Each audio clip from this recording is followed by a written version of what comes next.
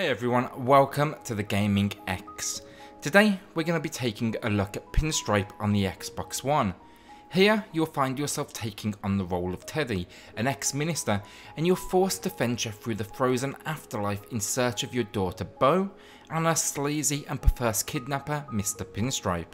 Now I do think it's worth taking into consideration when approaching this review that this adventure title through Hell was impressively developed entirely by a one-man team, and it was a huge 5-year undertaking.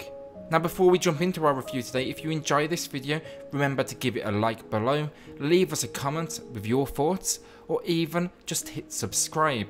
These are by far the easiest ways to support our channel. Now with that being said, let's jump in and see if Pinstripe is worth adding to your Xbox collection.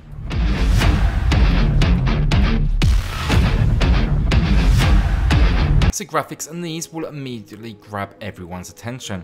Now I've seen the usual references to Tim Burton, and honestly it's understandable. Here you're going to find crooked houses, aggressively sharp angles, and gaunt figures that fill this world, and it really is beautiful to behold. Now as you progress, each level additionally incorporates just a little bit more to the world, and it starts to flesh out its unique gothic tone. The story is also then pushed along with this same graphical style. You will not find cutscenes, but moments of dialogue boxes and conversations, and these include the usual close-up face shots. It may not sound very exciting, but it actually works very well, and that's down to the level design. This is a single fixed camera where moving to the left edge of the screen or right will move you across the world. It means though that these screens are often dedicated to one specific story element, puzzle, or platform segment. It means that each screen can be developed as it needs to be to match what part of the gameplay is taking place.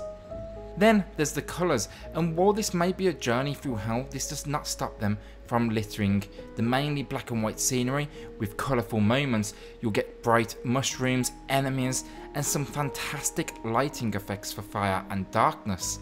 A particular highlight was approaching the second level, where the only light you have will be a headlamp, and it works perfectly not only into the nature of the puzzle gameplay, but it also just reinforces the artistic nature of this game. Overall, I have to say this is incredible work, and I loved the graphics from start to finish. So gameplay, and unfortunately, this is where I started to see issues. First, Pinstripe is, I would say, 70% platformer, 30% puzzler, and while I personally love both genres, they do both feel a little undercooked here. The platforming, while it does work, it can be a bit floaty. You're going to be required to make very precise movements, and it's going to take you time to get used to the weight of Teddy. I will say once you're about 30 minutes in though, you shouldn't really face too many difficulties. The levels were designed perfectly to meet his abilities, and I've never felt like the designs were unfair. Platforms were enjoyable, and opening up new areas was always a pleasure following a successful platform segment. And while platforming, you will additionally be able to collect diamonds, which will assist in your progression, and they do play a huge part in the game, so I urge you to start collecting from the opening few seconds. Then there's the puzzles, and I did honestly have more fun here than the platforming, but they really just don't ramp up the difficulty at all. You'll need to locate and activate multiple buttons, change the location of pieces on screen, and find wording in the landscape. I won't go into any more detail as I don't want to give spoilers, but know that I never felt myself challenged. It was more just going through the motions to progress to the next segment.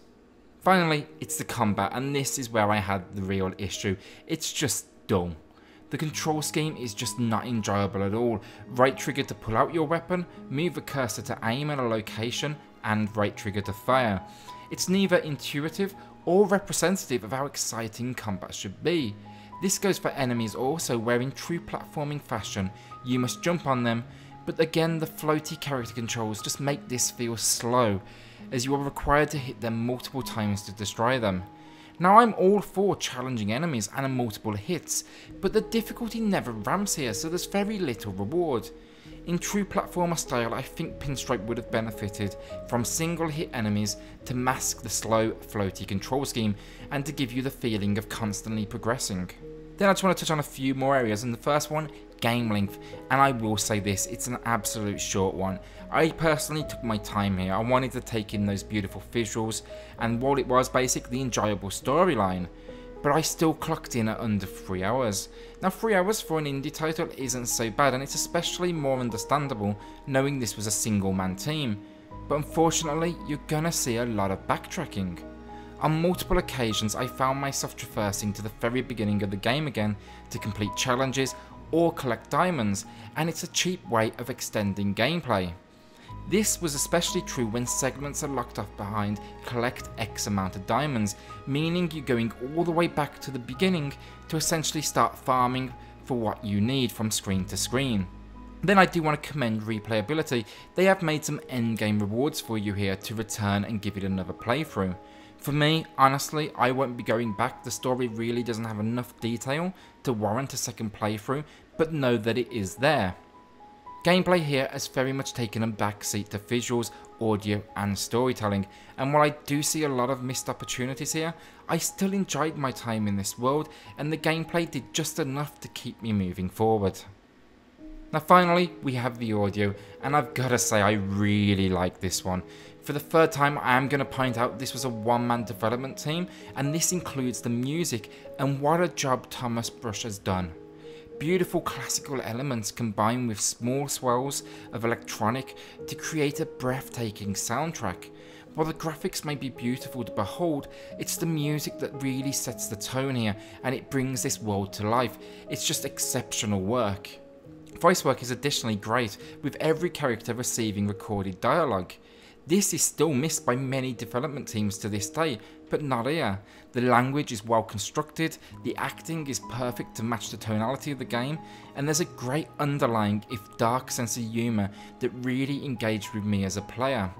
It might look good, but for me, audio is by far the biggest highlight. So the final verdict, and Pinstripe on the Xbox One is a tough game to judge. I noted many concerns with the core gameplay and some of the backtracking involved, but I never found myself disengaged. The visuals are stunning, the audio is truly something special, and the storyline, while basic, it kept me coming back and wanting to push forward. The graphical style here will very much appeal to a specific type of audience, and if you like what you see, I can confidently say you're going to enjoy the accompanying storyline and audio, and for me, that earns this one a recommendation. Gameplay is almost always the #1 factor I look for in a title, but occasionally something comes along and surprises me in the puzzle genre, like The Vanishing of Ethan Carter or the Telltale series, and this joins that list where basic puzzles and story make it a success. The Gaming X awards Pinstripe a 7 out of 10. Thanks for watching today, and if you have enjoyed what you've seen today, then hit like below, leave us a comment with your thoughts, or even just hit subscribe. This is by far the easiest and best way to support the channel and what we are doing, and we appreciate you taking the time to check out the video today.